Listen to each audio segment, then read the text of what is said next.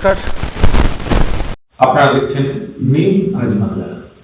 এই মুহূর্তে উত্তপ্ত বঙ্গ রাজনীতি, তৃণমূল বিজেপির পাশাপাশি বাম কংগ্রেস জোট, এই তরজা নিয়ে যখন বঙ্গ রাজনীতি ব্যস্ত, সেই সময় বঙ্গ ভোটকে জমিয়ে দিয়েছেন যে মানুষটি, তিনি আর কেন নন, পীরজাদা আব্বাস সিদ্দিকী। 21শে জানুয়ারি তিনি নতুন দল ঘোষণা করবেন ফুরফুরা দরবার শরীফে।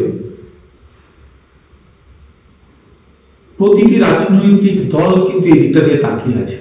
একদিকে সুজন চক্রবর্তী থেকে শুরু করে আব্দুল মান্নান থেকে শুরু করে অধীর চৌধুরী, এবং দিল্লিতে আলোচনা চলছে যে মানুষটিকে নিয়ে এই মুহূর্তে একেবারেই তরুণ তুর্কি এবং বঙ্গ রাজনীতি থেকে কিং মেকার বলা হচ্ছে সেই আব্বাস সিদ্দিকী একেবারে এক্সক্লুসিভ সাক্ষাৎকারে আজকে আমরা এই মুহূর্তে আব্বাস সিদ্দিকী ভাইজানের সাথে ফুরফুরা দরবার শরীফে। প্রথমেই আর বাংলার পক্ষ থেকে আপনাকে অনেক অনেক শুভেচ্ছা। 21 তারিখ আপনি নতুন রাজনৈতিক দল তৈরি করেছেন, কি নাম দিচ্ছেন? ঘোষণা কটা দল থাকে?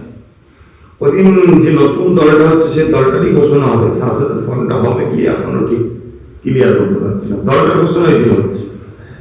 এতদিন পর্যন্ত আপনি পুরোপুরি ফুরফুরা শরীফের একটি ধর্মীয় প্রতিষ্ঠানের মধ্যে সীমাবদ্ধ ছিলেন, সেখান থেকে হঠাৎ করে কেন রাজনীতি চান? ফুরফুরা শরীফ যে শুধু ধর্মীয় স্থান এটা ধারণা করা ভুল। ফুরফুরা শরীফের যিনি মূল, যিনাকে কেন্দ্র করে ফুরফুরা শরীফ, ফ্রিডম ফাইটার সৈয়দনা আবু বকর সিদ্দিক আল কুরাইশি, যিনি যুগ সংস্কার ছিলেন, তিনি যেমন ধর্ম সংস্কার করেছেন, শিক্ষা সংস্কার করেছেন, সমাজ সংস্কার করেছেন।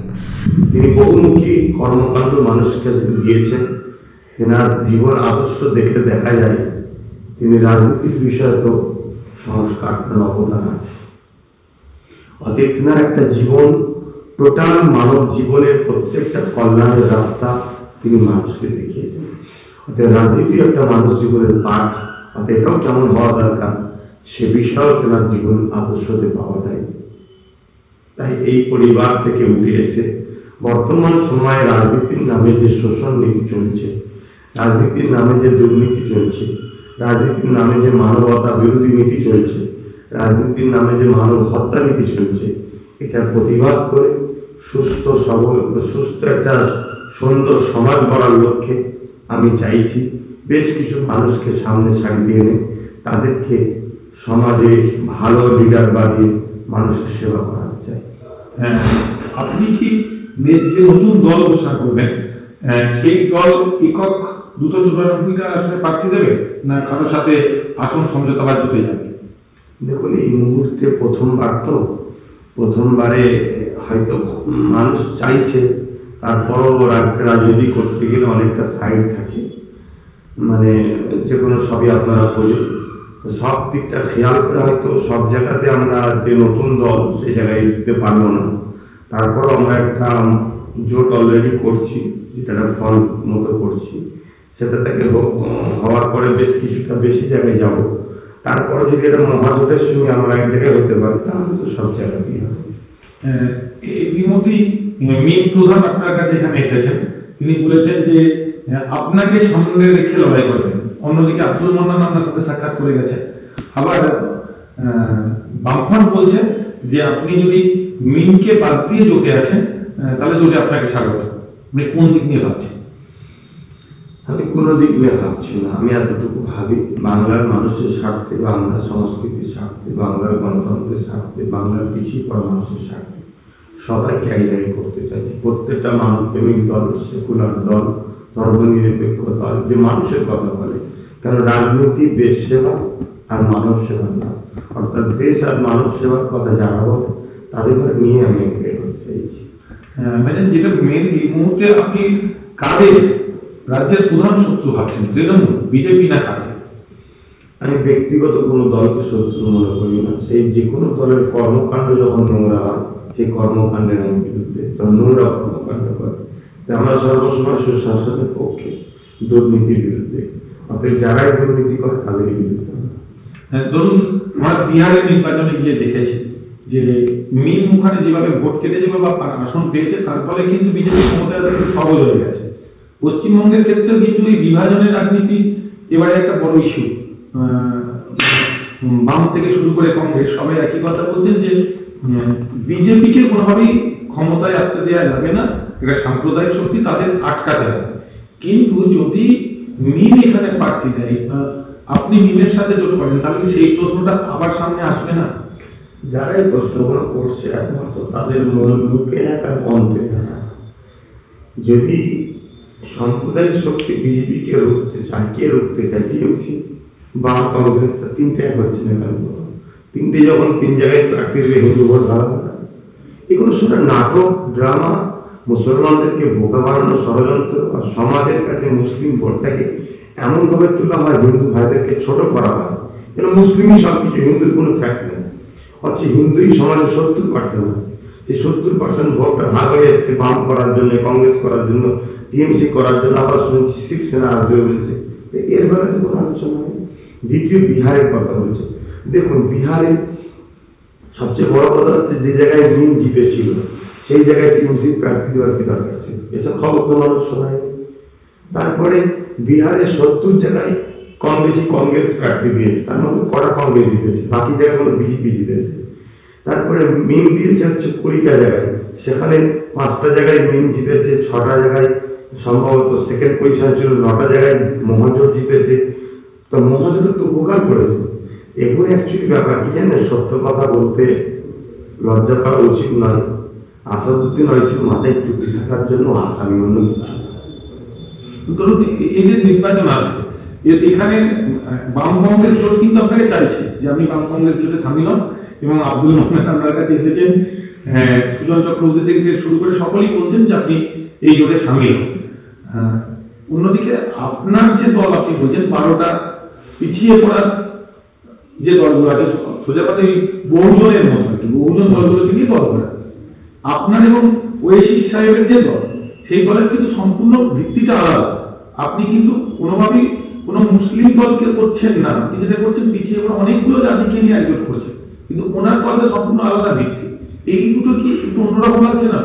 যদি আমার সাথে দলিত দল থাকতে পারে, আদিবাসী দল থাকতে পারে, তো ওনাকে যদি মুসলিম দল মনে করেন, উনি থাকতে ছুটে কোথায়? সবচেয়ে বড় কথা কেন খ্রিস্টান দল থাকছে, সবচেয়ে বড় কথা উনি মুসলিম দল, এটা প্রচার করা হচ্ছে, নামে কিছু হয় না। আমার ভারতের সংসদীয় রাজনীতিতে মুসলিম বলে কোনো দল বা কোনো একটা ধর্মের জন্য আমি দল করছি বললে দল ক্যান্সেল হয়ে যায়, সে দল কখনো নির্বাচনে আসতে পারে না। এটি সবচেয়ে বড় কথা। সেই জায়গায় ওনার নামের সাথে কি সেটা কথা, ওনার কর্মকাণ্ডটা কি? উনি বোম্বাই বাবা সাহেব আম্বেদকরের পরিবারের সঙ্গে জোট করেছে, উনি হায়দ্রাবাদে টিআরএস না কি বলে তার সঙ্গে জোট করেছে, মায়াবতীর সঙ্গে জোট করেছে, তারপরে কংগ্রেসের সঙ্গে 10-20 বছর জোট ছিল। সবচেয়ে বড় কথা, মমতা ব্যানার্জির সব থেকে পুরাতন সাথী হলো আসাদুদ্দিন ওয়াইসি। কত গভীর সম্পর্ক, এখানে নন্দীগ্রামে একসাথে সব ফটো দেখেন না? এইগুলো সব একটা মানে ওই বলছি না, এগুলো শুধু বলতে হয়, এরা মুখে বলে এক, পরে দেখা যায় আমার তাদের নিয়ে হইতেই করে। অর্থাৎ এদের মতো আমি নয়। আমার লক্ষ্য হচ্ছে এটাই, মানুষের স্বার্থে কাজ করতে লেগেছি। প্রত্যেকটা মানবতা প্রেমিক মানুষ আসবে, কার নাম মোহাম্মদ অমুক, কার নাম শ্রী অমুক, কার নাম ঘোষ, ওসব আমার দেখার দরকার নেই। তার মধ্যে যদি মানব প্রেম থাকে, মানববন্ধন থাকে, তার যদি লক্ষ্য থাকে বাংলা সংস্কৃতিকে বাঁচাবো, বাংলার মানুষের সেবা করবো, আমি তাকে দিয়ে চলতে চাই। আর ফুরফুরা শরীফে আসার কথা বলছে, ফুরফুরা শরীফে এনাদের সবার থেকে বড় মানুষ যিনারা, গান্ধী বাবুর মতো মানুষ তিনারাও ফুরফুরা শরীফে এসেছে। ফুরফুরা শরীফ এমন একটা জায়গা, দেশের মহানায়করা ফুরফুরা শরীফে এসেছে, অথবা আসছে। এই আসা যাওয়াতে কোনটা কিভাবে পরের কথা টিএমসি লোকেরা আসছে। দেখুন, মমতা বন্দ্যোপাধ্যায়ের সঙ্গে ফুরফুরা শরীফের একটা ওতপ্রোত যোগাযোগ ছিল। মানে মমতা বন্দ্যোপাধ্যায় ক্ষমতার আসার আগে থেকেই এখানে আপনাদের পরিবারেরই মানুষ তোহা সিদ্দিকী সাহেবের কাছে বারবার এসেছেন, ফুরফুরা নিয়ে অনেক কথা বলেছেন, এবং তোহা সিদ্দিকী তো ডিরেক্ট বলছেন তৃণমূলকে ভোট দাও। হঠাৎ করে সেই জায়গা থেকে আপনি এই ফুরফুরা থেকে একটু অন্যরকম কথা বলছেন, এটাকে কীভাবে দেখছেন? দেখুন, আমার সাধারণ কাঁচা মানে বাস্তব, ওনার বিষয়ে কি বলতে চাই না। ওনার তাকে ভালো ভেবেছেন, আমি ভোট দিতে বলছিলাম, ওনার স্বাধীনতা। কিন্তু আমি যেটা দেখতে চাইছি সেটা হচ্ছে ওনার চিন্তা আমার চিন্তায় এক হয়, এমন ব্যাপার না। স্বাধীনতা আছে, চিন্তাধারা আলাদা হতে পারে, চিন্তাধারা আলাদা হওয়াটা যে খারাপ সেটাও নয়। সেই জায়গায় মমতা ব্যানার্জির সাথে ফুরফুরা শরীফের সম্পর্ক শুধু আছে তা না, বাম কংগ্রেসের সঙ্গে ফুরফুরা শরীফ সম্পর্ক আছে। অ্যাকচুয়ালি ব্যাপারটা হচ্ছে ফুরফুরা শরীফ আমি একটা কথা পরিষ্কার করে একটু জানতে চাইছি যে ধরুন মূলত পরিস্থিতি কি বলুন, আপনি বলুন ফুরফুরাকে একটা তীর্থস্থান, একটি ধর্মীয় স্থান হিসেবে আমরা সবাই জানি। এখানে হিন্দু, মুসলিম, খ্রিস্টান সব ধর্মের লোকেরাই কিন্তু আসেন। এখান থেকে একজন ধর্মগুরু, আপনি যেমন বলছেন আপনি সরাসরি রাজনীতি করবেন, এটা পরিষ্কার, কিন্তু তিনি কোনো রাজনৈতিক দলের মানুষ নন। তিনি বলছেন সরাসরি তৃণমূলকে ভোট দেয়, একটা পার্টিকে নির্দিষ্ট করে দিচ্ছেন।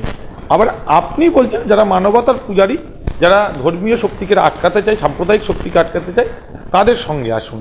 এই যে দুটো বিষয়গুলো সম্পূর্ণ আলাদা হয়ে যাচ্ছে, আমি এই জায়গাটা জানতে চাই। প্রথম বলি, আমি মানবতা পূজারী বলি, মানবতা প্রেমিক বলেছি। পূজারী আলাদা জিনিস, প্রেমিক আলাদা জিনিস। তো দেখুন উনি বলছেন কি সেটা আমি আবার বলছি, আমার কাকার বিষয়ে তো কথা বলবো না, কেন আমার কাকা বাপ সমাজ সম্মানের পাত্র, তাকে সম্মান করি। আমি এতটুকু জানি, তবে বাপের থেকে আমি শিক্ষা নিই। তিনি যদি টিএমসি কে বলে ভোট দিতে পারেন, আমি কেন আপনার কথা বলতে পারিনি তাকে ভোট দিন? অ্যাকচুয়ালি আমি কোনো জায়গায় প্রার্থী হয়ে দাঁড়াচ্ছি না। আমি যে কাজটা করছি সে কাজটাকে অবশ্যই রাজনীতি বলে, কিন্তু আমি বলবো না যে রাজনীতি করি না। কোনো মানুষ যদি বলে রাজনীতি করি না, সে মানুষ মৃত্যু। এই পৃথিবীতে রাজনীতি করে না এমন কোনো মানুষ থাকতে পারে না। কেউ পরোক্ষ, কেউ প্রত্যক্ষ, রাজনীতি করতেই হয়। রাজনীতি ছাড়া একটা জীবন ব্যবস্থা হতে পারে না। একটা মানুষের যে জীবন পার্ট, তার মধ্যে রাজনীতি একটা পার্ট, আপনাকে করতেই হবে। কেউ পরোক্ষ, কেউ প্রত্যক্ষ। তো যাক, এখন ফুরফুরা শরীফের সঙ্গে সবার সম্পর্ক রিসেন্ট 34 বছর পর যখন দিদিমণি আসলেন আমাদের বাড়িতে, আমরা মানুষের হয়ে কাজ করবো, পিছিয়ে পড়া মানুষ সাঁতারি কোর্টটাকে বাস্তবায়ন করবো ভাবলাম পরে। তাই আমরা বলে দিয়েছিলাম যে ঠিক আছে দিদিমণিকে তোমরা সাপোর্ট করো। আর বাংলার মানুষ শুধু মুসলিম নয়, মুসলিমের অংশটা বেশি, কিন্তু অমুসলিমের মধ্যে ব্যাপক একটা অংশ আমাদেরকে ভালোবাসে। আমরা যখন কোনো পার্টিকে সাপোর্ট করি তারা আমাদের পিছিয়ে পিছিয়ে যায়। তাই দিদিমণির দিকে সবাই গেছে, কিন্তু দেখা গেল উনি যে অর্ডারগুলো করেছে, অর্ডারগুলো তো কোনোটাই করেন, উপরন্তু যেগুলো করার নয় সেগুলো করে সমাজের মধ্যে একটা বিভাজন হয়েছে, যেটা আমার বাংলার কালচারটাকে পুরো ডিভাইড তৈরি করেছে। হিন্দু মুসলমান একসাথে যে বসা, আমার যত ছোটবেলা, আমি তো এখানে নারায়ণ কালিকা বিদ্যালয় পর্যন্ত পড়েছি, তারপর দক্ষিণ হাই স্কুলে পড়েছি, সব হিন্দু বন্ধু, ওই এলাকায় সব হিন্দু, ওই স্কুলে সব হিন্দুতেই বেশি পড়তো। আপনাদের পড়াশোনা ভালো হতো, আমি পড়তাম, তাই তাদের বাড়ি যেতাম, খেলাধুলা করতাম, তাদের মা বাবারা আমাকে সন্তানের মতো ভালো করতো। এই কালচারের ছোটবেলায় বড় হয়েছে, কিন্তু আজকে যেন মনে হচ্ছে কোন একটা জায়গায় বিভাগ তৈরি হয়ে গেছে। ও যেন আমাকে দেখে নাচ শিক্ষাচ্ছে, আমি যেন ওকে দেখে নাচ শিক্ষাচ্ছি। এই যে দূরত্ব, এই দূরত্বটা করলো তার ছিল বাড়িতে বলেছেন যে বিজেপিকে সাম্প্রদায়িক বলা যায়, মমতা বন্দ্যোপাধ্যায় কম বেশি। সাম্প্রদায়িকতাটা কি জিনিস সেটাই মমতা আমাদের কথা চিনিয়েছে। আমি মনে করি আমার বক্তব্য এই জায়গায় আমরা যে চিন্তা ভাবনা করেছি, মানে আমি বলছেন মমতা বন্দ্যোপাধ্যায় মানুষের মধ্যে ঢুকিয়ে দিয়েছে সাম্প্রদায়িকতাকে। এই যে বিভাজনটার নামে সাম্প্রদায়িকতা আমি মনে করি। যখনই বিভাজন হবে তখনই হিংসা হবে, আর যখন বিভাজন না থাকবে তখন তো মিল বন্ধন থাকবে। আর বিভাজন হয়ে গেলে হিংসা হয়, হিংসাটাকে সাম্প্রদায়িক হবে। সেই বিভাজনটা করলো কেউ আমার নজরে মমতা ব্যানার্জি করেছে। তাহলে সর্বোপরি আগামী যে বিধানসভা নির্বাচন আছেন, আপনার ইঙ্গিত পরিষ্কার যে মমতা বন্দ্যোপাধ্যায় এবং বিজেপি দুজনের বিপক্ষেই আমরা মূলত লড়াই। দেখুন, আমার তো ভয় হচ্ছে, দিদিমণিকে তো আমি প্রথম থেকেই বলে আসছিলাম যে দেখুন, আপনি অনেক কষ্ট করে বাংলায় এসেছেন, হয়তো আপনার দলের কিছু মানুষ তারা অনেক দুর্নীতি করেছে, তাদেরকে ছেটে ছুটে দিয়ে দেখুন এক জায়গায় হওয়া যায় কি। একেবারেই তরুণ যুবক রাজনীতিতে, সেই অর্থে একেবারে নতুনই বলবো, সেই অর্থে মানে আপনি পোড়খা বহুদিনের রাজনীতিবিদ এমনটা নয়, কিন্তু এই মুহূর্তে রাজ্যের মানুষ, রাজ্যের যারা রাজনীতিটা বোঝে, কিং মেকার, আপনার ইঙ্গিতই এবার বিধানসভা নির্বাচনে রাজ্যের নানান প্রেক্ষাপট পরিবর্তন হয়ে যেতে পারে। এই যে এতটা কম বয়সে এটা একটা ভারী জিনিস, কীভাবে দেখছেন বিষয়টাকে? প্রথম কথা,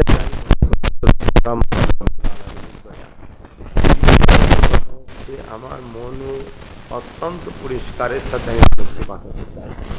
3 নম্বর কথা, বহু ভালো মানুষ, আমি হয়তো রাজনীতির খুব ছোট মানুষ, তেনাদের একটা পিছন থেকে আমার তেনারা চতুর্থ নম্বর, আজকে অন্য অন্য রাজনীতির দলের ব্যর্থতা, তারা কিভাবে মানুষের পাশে যে ওয়াদা করেছে ওয়াদা পূরণ না করতে পারার কারণ, সব থেকে বড় কারণ হলো মমতা সরকার।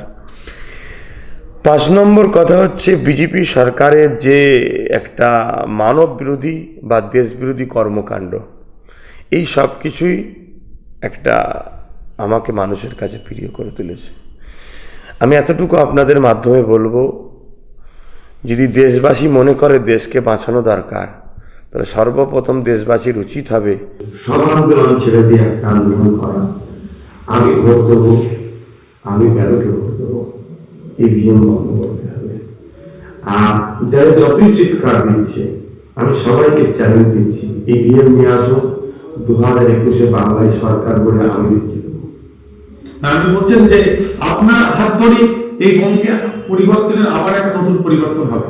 অবশ্যই, যেটা দুর্নীতিমুক্ত নিরাপদের বাংলা, প্রত্যেকটা নাগরিককে তার যে সংবিধানের মৌলিক অধিকার, শিক্ষা, স্বাস্থ্য, অন্ন, বাসস্থান, প্রত্যেকটা বাংলা ভাষাভাষী মানুষ বাঙালিতে পাবে, বাংলার মানুষ পাবে, বাংলার জাতি ধর্ম বর্ণ নির্বিশেষে ভাষাভাষী প্রত্যেকটা বাংলার মানুষ পাবে তার সংবিধানের অধিকার। এরকম একটা সরকার বলে আমি দেখাবো ইনশাল্লাহ। আপনি বলছেন যে এই বিধানসভা নির্বাচনে একদম হাতে খুব কম সময় আছে, সব আসনে তো প্রার্থী দেবেন না, কিছু কিছু আসনে প্রার্থী দেবেন, তাহলে সেখানে আপনি সরকার করবেন কিভাবে হবে? যখনই আপনি ইভিএম আনবেন, ইভিএম কে হটাবেন, যখনই আপনি ব্যালট আনবেন, তখন আমার জন্য কাজ করাটা সহজ হবে। কেন আজকে প্রত্যেকটা বিধানসভা থেকে মানুষ কিন্তু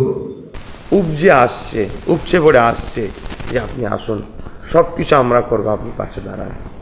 কিন্তু এই ইভিএমটা এমন একটা সর্বনাশের জিনিস, যেখানে আমাকে 100-র মধ্যে 99% যে জায়গাটা, সেই জায়গা ছাড়া 100-র মধ্যে 95% যে জায়গা, সে জায়গা তো আমি যেতে চাইছি না।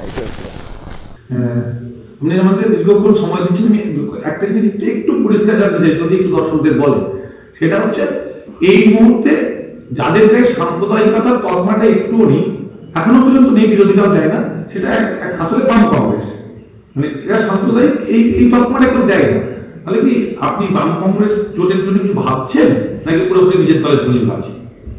আমি চাই বাংলার মানুষের স্বার্থে সবাই এক হোক। একটু পরিষ্কার জানতে চাইছি। ওই পরিষ্কার এটাই, আমি চাই বাংলার মানুষের স্বার্থে সবাই এক হোক। যারা মনে করে যে এই বিজেপিকে রুখবো, আজকে তো বিজেপি নিয়ে আলোচনা হচ্ছে, যারা মনে করে তাদের উচিত হবে এক হওয়া। সেটা তৃণমূলে বলছে, যারা চাইবে, কেউ নাটক করছে, কেউ সত্যি চাইছে, সেটাই প্রমাণ হবে যখন এক হবে। যে এক হবে না সেটাই প্রমাণ হবে ও নাটক করছিল। যারা প্রকৃত চায় যে মানুষের ভালোর জন্যে, বাংলার মানুষের বাঁচাবার জন্য এক হওয়া, তাদের এক হবে, তাদের এক হওয়া দরকার, ব্যাস এতটুকুই। আপনি কোন বিধানসভা দেখবেন? আমি প্রথমেই বলে দিয়েছি, আমি কিং মেকার হওয়া ভালো লাগছে। আমি কি আর রাজা হতে চাই, আমি রাজা বানাতে চাই। কেন আমি মানুষের নেতা হতে চাই, মানুষের বন্ধু হতে চাই, মানুষের ভাই হতে চাই, মানুষের সন্তান হতে চাই।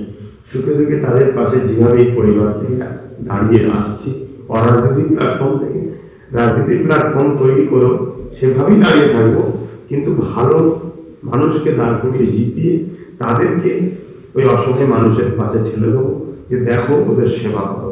উনি তো অসাধারণ কথা বলেন। আব্বাস ভাই রাজা হতে চান না, উনি রাজা বানাতে চান।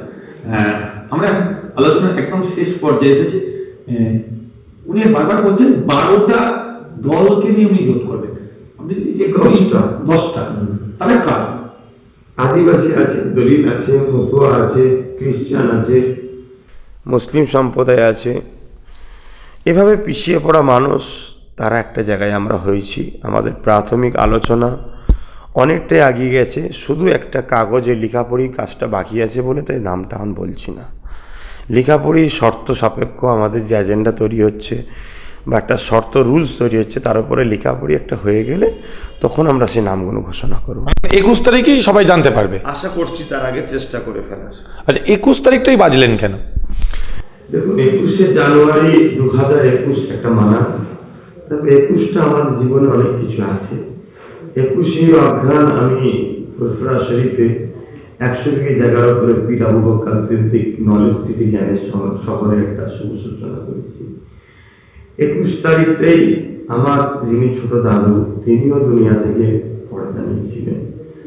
21 তারিখে ফুরফুরা শরীফে একটা মহান ঐতিহাসিক জনসভা হয়, যে জায়গাতে নানা করে 50 থেকে 60 লক্ষ কম বেশি মানুষ আসে।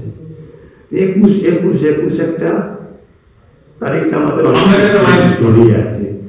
তার সাথে সব থেকে মূল আমি যেটা টার্গেট করছি সেটা হলো 2021-এর 21 তারিখ। 2021-এর 21 তারিখ এটা বেশ মানানো হচ্ছে, এই জন্য তারিখটাকে পছন্দ করি। আর একদম শেষ প্রশ্ন, সূর্যকান্ত মিশ্র আর আব্দুল মান্নান প্রত্যেকেই আমার সাথে কথা বলেছেন বাম এবং কংগ্রেস। নিশ্চিতভাবেই বন্ধ করে কি কথা আছে আমি জানতে চাইব। আলোচনা থেকে আমি তুমি সন্তুষ্ট না এই আলোচনাটা আমার কাছে অর্থই? এগুলো বলতে পারবো না, কথা চলছে। তবে এতটুকু জানি, আমি বেঈমান নই, আমি ধোঁকাবাজ নই। আমি যে পরিবার থেকে উঠে এসেছি, একটা গায়ের মুসলমান ভাই আমাকে শ্রদ্ধা করে কেন? যদি আমার পরিবারের লোকেদের রিপুটেশন খারাপ হতো না, মুসলমান করতো না, তা আমি বলবো আমার বাচ্চা বলবো সবাই শ্রদ্ধা। এই জায়গাটা আমি ঠিক আছি। কারোর শর্তে যেতে আমি রাজি নই। আমার শর্তে যদি কারো পছন্দ হয়, পাশে বসতে রাজি আছি। দেখেন, কারো শর্তে কেউ শর্ত চাপিয়ে দেবেন, তিনি সেটা মানবেন না, কিন্তু ওনার শর্তে যদি কেউ রাজি হয় তিনি পাশে বসতে রাজি। সোজা কথায় জোট সম্ভাবনা দিয়ে রইল। 21-এর নির্বাচন আসছে, আগামী মাসে নির্বাচন ঘোষণা হবে এবং এপ্রিলের মধ্যে পরিষ্কার হয়ে যাবে এই রাজ্যের মানচিত্র। কিং মেকার হয়ে উঠতে পারেন কি না আব্বাস সিদ্দিকী, সেদিকে নজর থাকবে। আজকে আমরা এখানে শেষ করছি। সকলে সুস্থ থাকবেন, ভালো থাকবেন। আজ বাংলা দেখুন এবং সকলকে দেখতে সাহায্য